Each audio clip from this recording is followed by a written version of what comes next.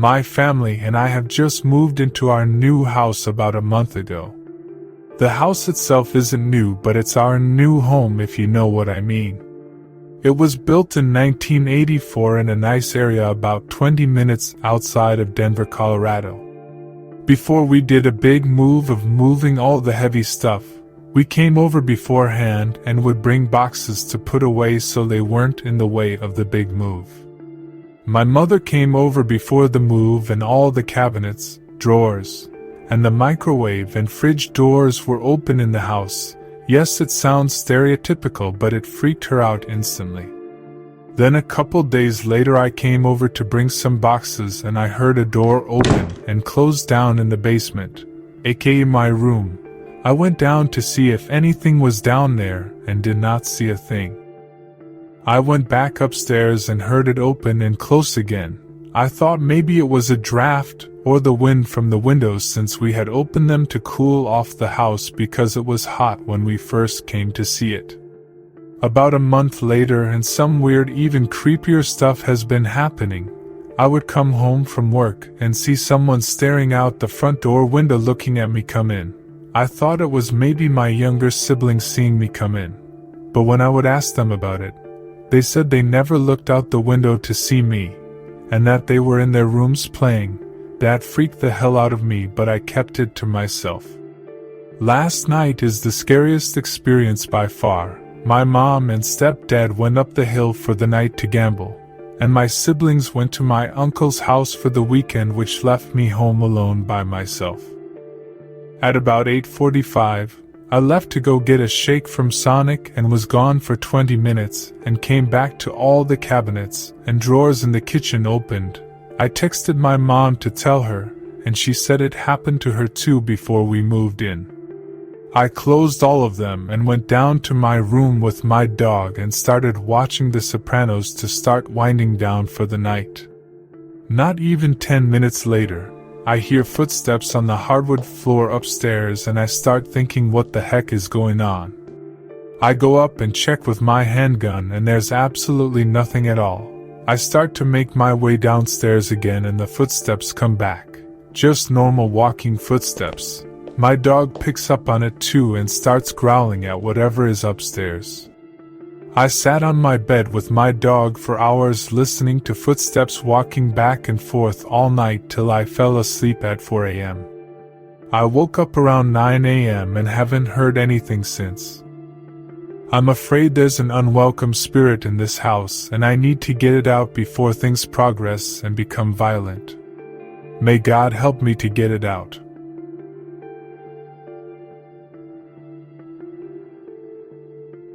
This story happened to my mom. My immediate family has always had strange things happen to them, from apparitions, to strange dreams, hearing things, and even speaking to relatives that have passed away. A lot of it has happened to my mom. This story, for instance, happened to her when we had just moved into a house we lived in about 15 years ago. A lot of strange things happened to all of us in that house, but my mom had a lot more considering she would be home for most of the day. She says it was a Wednesday afternoon. At the time my dad was working, and my siblings and I were all in school, except for my youngest brother. He was 2 or 3 years old at the time. The house was beautiful from what I remember. We loved it because the basement downstairs was practically divided into 2 rooms. One room was a whole living room with a home theater set up, while the other room we used as a play area for us kids. That afternoon my mom was upstairs cleaning up the kitchen, and my little brother was downstairs playing with his toys in the play area. Suddenly, my mom says she heard my little brother scream in fear. He ran upstairs, shaking and crying. The lights in the basement had gone off. My mom ran to him and asked what was wrong. Again, my little brother was around 3 years old at the time, but he spoke very well for his age.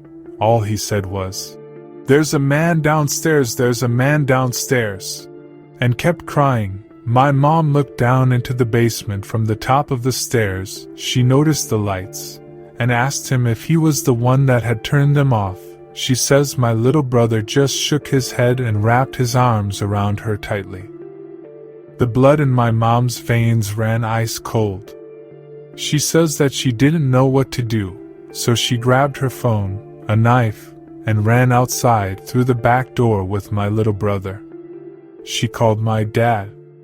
My dad was luckily working nearby. He works construction.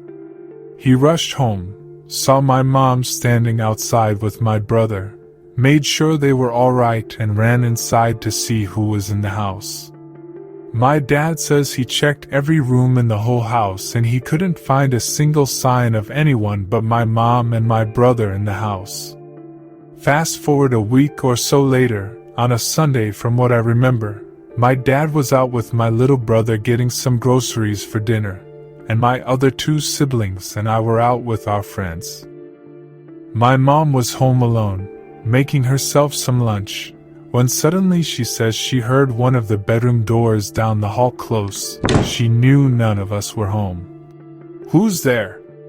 She called down the hallway, and waited for a response. She heard nothing. She says that she thought it was just in her head and decided to ignore it. She noticed that the door to my room was closed though. She went back to what she was doing and heard footsteps. She looked again and nothing. Then she heard a door close again, and more footsteps. This went on until finally the steps got closer. She says she freaked out and ran outside again and called my dad. Again my dad rushed home from the grocery store only to find that no one was in the house. She asked him if the doors to the bedrooms were closed. He said that all of the rooms were closed, even the ones downstairs. A lot of other weird things happened to us in that house before we ended up moving out.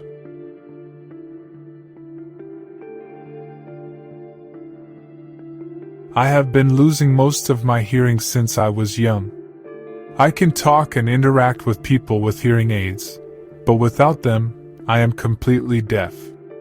I used to have a roommate who practiced playing the tuba while I slept only 10 feet away. This does suck sometimes because I can't properly enjoy music. Radio is just white noise to me, and it's hard to hold down a job when your customers keep getting frustrated at your poor communication, but usually, I don't mind it.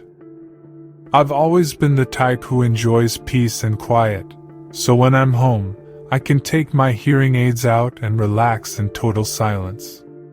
The problem with this is I can't tell if the silence is complete or not. One day, I had a woman over at my new house. Things were getting hot and heavy between us when she heard something downstairs and asked me to check it out. Truth be told, I was more than happy to stay there behind a locked door. I may be deaf, but I'm not dumb.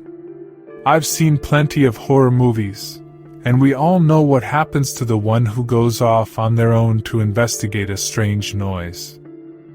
I crept downstairs silently, knowing that if I didn't, I most likely wouldn't get any action with the girl, if you know what I mean. Once I got down the stairs, to my surprise, there was no one there. When I went back upstairs, I found that she had fled. After a few weeks, I had all but forgotten about that incident. But the next big red flag came when 2 police officers suddenly kicked in my door and pointed their guns at me while I was playing a video game in the living room. They shouted commands at me, but I couldn't understand them. I just sat there frozen in fear until they came over and cuffed me. They searched my house and eventually spoke to each other briefly and started asking me questions which I couldn't understand. It took a while, but I finally convinced them to uncuff me so I could put my hearing aids back in. What they told me after gives me chills to this day. Apparently, my neighbors heard screaming coming from my house and called 911. When those 2 officers arrived, they too heard screaming themselves and kicked in my door. The one who searched the house found no sign of anyone else being there. Since they had nothing on me, they eventually did just leave, albeit with a warning to keep my video game turned down. It was on mute, by the way. That was when I actually started getting scared. I decided to leave my hearing aids in from now on. 3 days later, I heard footsteps upstairs while making myself dinner. It sounded like someone was running back and forth between the rooms. When I went upstairs with a kitchen knife in hand, I found a secret room that I never knew existed in my guest room. Let me give a bit of context on how I found this secret room. There's a large dresser with a mirror on top of it in the guest room. It reaches almost to the ceiling. I never paid much attention to it before, but something about it today seemed off. When I drew closer, it became clear what was wrong. The dresser was sitting on a slight angle I'd never noticed before. There were wheels underneath the dresser, and it made almost no noise when I pulled it away from the wall to reveal a large hole that opened up a room I never knew existed. Inside the room was a pile of old ratty blankets with a noticeable dent in the middle of them, almost like a bird's nest but made out of blankets. Candy bar wrappers, empty potato chip bags, and open cans were strewn across the floor around the pile of blankets. There was a rusty old fillet knife in the corner, like the kind my grandfather used to own by the dozen. As you can imagine, I decided that the best thing to do was to leave as quickly as possible.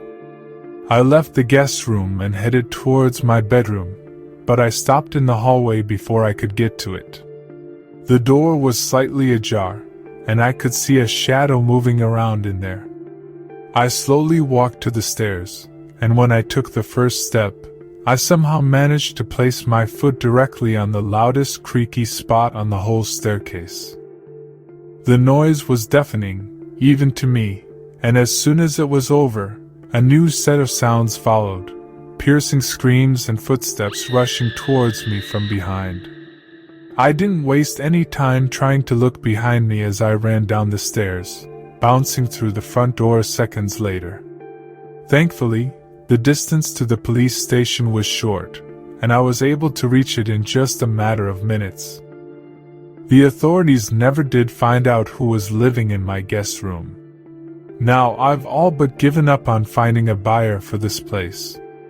I don't live there anymore, and the memories of that night still give me the chills. It's a shame that such a beautiful home had to become a site of terror. If there's one lesson I learned from this experience, it's to always wear my hearing aids. It might sound like a minor thing, but it could be the difference between life and death. So, my advice to everyone out there is to be cautious, stay alert, and take good care of your senses. You never know what kind of danger might be lurking around the corner.